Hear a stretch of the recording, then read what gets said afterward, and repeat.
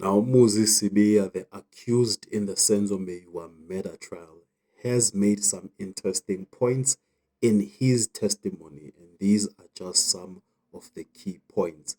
My name is Alokwan, and these are the news that matter the most. Now, Sibiya has constantly denied any involvement in the murder, claiming he was not at the crime scene and did not know the other accused.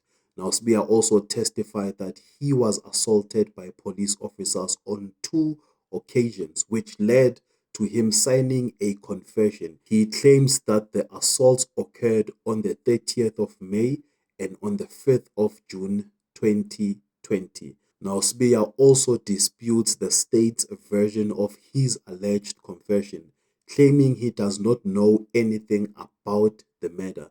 Sibiya's defense team has questioned the prosecution's evidence, pointing out inconsistencies in witness statements and alleged procedural errors during the investigation.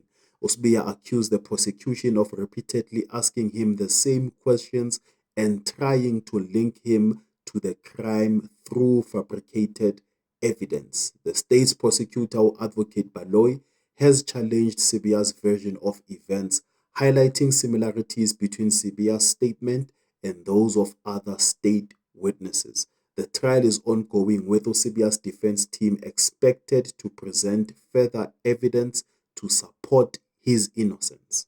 Sibiya is currently facing charges of premeditated murder, robbery, and unlawful possession of firearms. The prosecution is expected to continue questioning Sibiya on discrepancies between his testimony and earlier statements made to the investigators.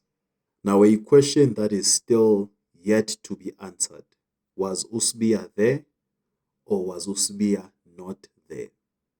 What are your thoughts?